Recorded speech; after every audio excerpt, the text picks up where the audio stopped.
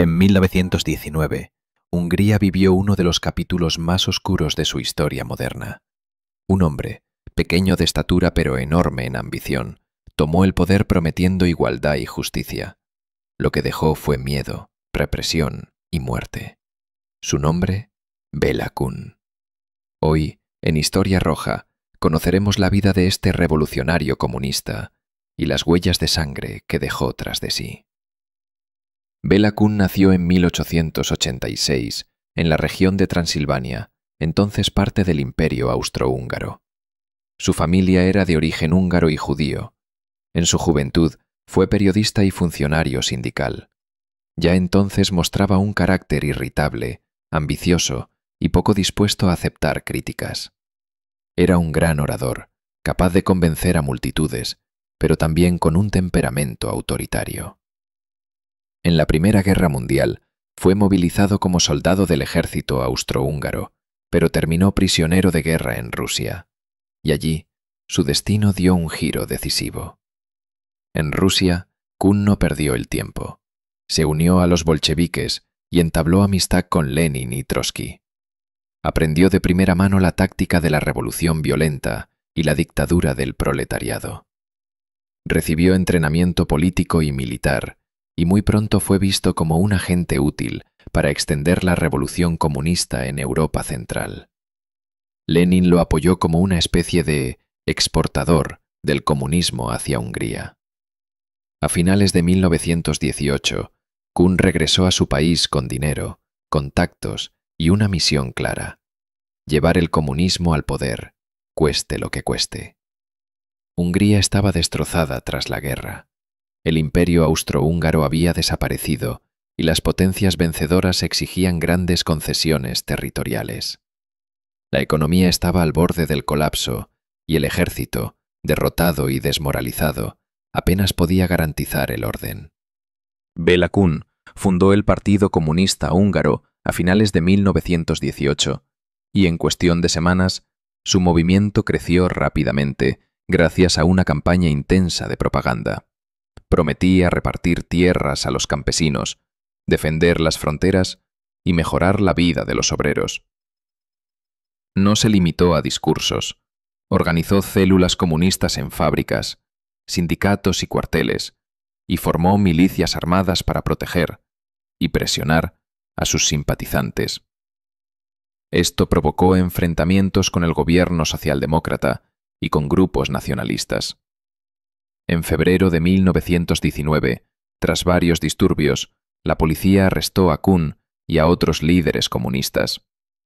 Pero la detención, lejos de destruirlo, lo convirtió en un mártir para sus seguidores. Desde la cárcel, siguió comunicándose con sus aliados y negociando con otras fuerzas políticas. El momento clave llegó el 20 de marzo de 1919, cuando el gobierno recibió el ultimátum de Vix por parte de Francia, exigiendo aún más pérdidas territoriales. El gabinete socialdemócrata se hundió. No podían aceptar, pero tampoco podían resistir. Desesperados, los socialdemócratas decidieron fusionarse con el Partido Comunista, creyendo que con la ayuda soviética podrían defender al país. Como condición, liberaron a Kun y le entregaron posiciones de poder. El 21 de marzo, apenas salido de prisión, Kun proclamó la República Soviética Húngara, aunque su cargo oficial era comisario de Asuntos Exteriores. En la práctica controlaba todo el aparato del Estado. En pocas horas pasó de ser un preso político a dictador de facto. Kun, una vez consolidado en el poder, se movió rápido para transformar el país siguiendo el modelo soviético. Nacionalizó fábricas, bancos, minas y tierras. Toda la prensa opositora fue clausurada y cualquier crítica al gobierno podía ser considerada contrarrevolucionaria. Para imponer el nuevo orden, creó tribunales revolucionarios que funcionaban sin abogados defensores, sin pruebas formales y, en muchos casos, sin siquiera identificar claramente a los acusados. Bastaba una denuncia o la sospecha de que alguien se oponía al régimen para recibir una condena. Pero el verdadero instrumento del miedo fueron los Lenin Boys, una milicia especial de jóvenes comunistas reclutados por su lealtad personal a Kun. Vestían chaquetas de cuero negro y portaban armas cortas, fusiles e incluso ametralladoras ligeras. Su misión era proteger la revolución, pero en la práctica se dedicaban a ejecutar, torturar y aterrorizar a la población. Las redadas eran brutales. Irrumpían de noche en casas, sacaban a las personas a la calle y muchas veces las ejecutaban allí mismo para dar ejemplo. Cuerpos colgaban de farolas con carteles que decían «Enemigo del pueblo». Las víctimas no eran solo aristócratas o grandes empresarios. Hubo campesinos que se negaron a entregar su grano, sacerdotes que se resistieron a cerrar iglesias y obreros que protestaron por las condiciones de trabajo. En ciudades como Szolnok o Szeged, los Lenin Boys aplicaron represalias masivas tras simples rumores de conspiración. Testigos de la época recuerdan cómo los cuerpos eran arrojados al río Tisza para desaparecer las pruebas. En apenas 133 días de gobierno, se calcula que entre 500 y 600 personas fueron ejecutadas oficialmente, aunque los asesinatos extrajudiciales podrían haber elevado la cifra. Miles más fueron encarceladas y sometidas a torturas físicas y psicológicas. El terror rojo no solo buscaba eliminar a los enemigos reales, sino sembrar el pánico para que nadie se atreviera a cuestionar a Kun. La represión fue tan intensa que incluso algunos comunistas moderados comenzaron a temer por su propia seguridad. Kun intentó expandir la revolución más allá de Hungría. Ordenó una ofensiva militar contra Checoslovaquia, esperando que una victoria desencadenara insurrecciones comunistas en la región. El plan fracasó. Rumanía aprovechó la debilidad húngara para invadir y marchar sobre Budapest. En agosto de 1919, la República Soviética Húngara colapsó. Kun huyó disfrazado a Austria, dejando atrás a sus seguidores que sufrieron el terror blanco de la contrarrevolución. En Moscú, Bela Kun se integró rápidamente en la maquinaria del Comintern. Su misión era clara: llevar la revolución a otros países europeos, por las buenas o por las malas.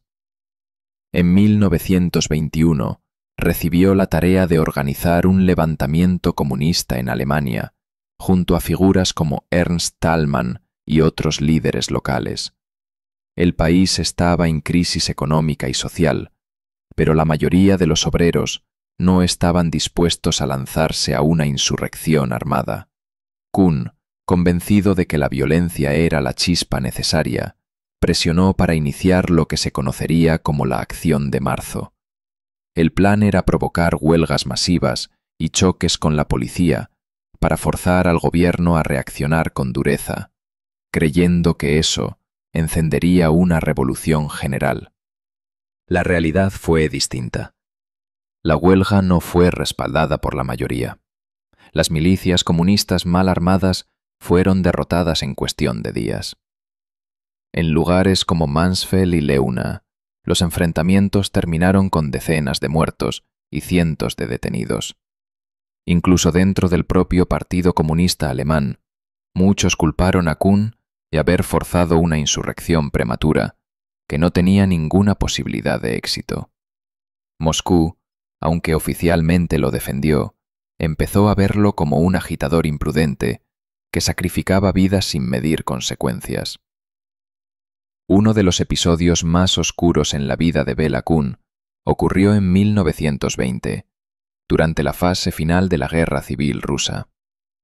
Tras la retirada del general Wrangel y el colapso del último bastión del Ejército Blanco en Crimea, miles de soldados, oficiales, médicos y enfermeras se rindieron a las tropas bolcheviques bajo la promesa de que sus vidas serían respetadas.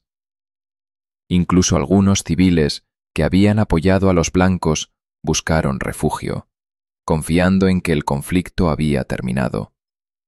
Kun, nombrado comisario político en Crimea, ignoró por completo las garantías dadas.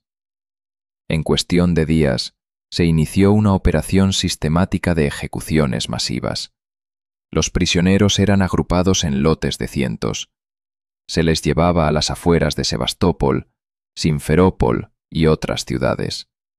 Eran fusilados en masa y sus cuerpos arrojados a fosas comunes previamente excavadas. Se calcula que entre 50.000 y 70.000 personas fueron asesinadas en estas matanzas, en uno de los mayores crímenes de guerra cometidos en territorio ruso durante ese periodo.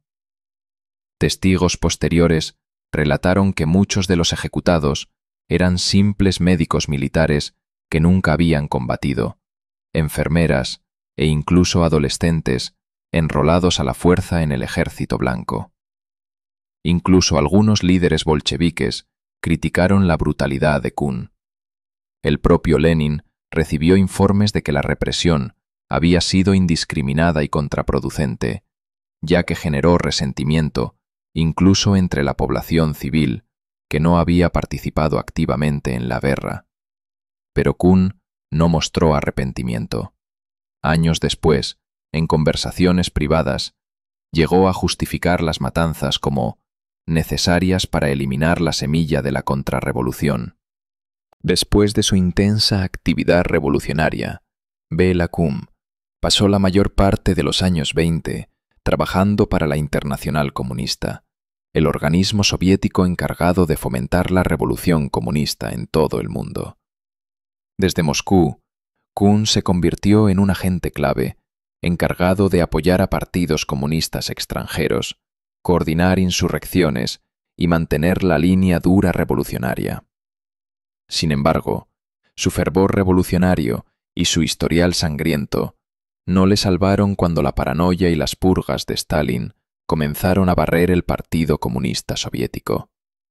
Durante la década de 1930, la Unión Soviética entró en una etapa oscura de represión interna, conocida como las Grandes Purgas o el Gran Terror. Stalin desconfiaba de cualquiera que pudiera representar una amenaza real o imaginaria a su poder absoluto, especialmente a los extranjeros y a los veteranos revolucionarios que habían estado activos durante la guerra civil. Bela Kun, pese a su dedicación y lealtad, no fue la excepción.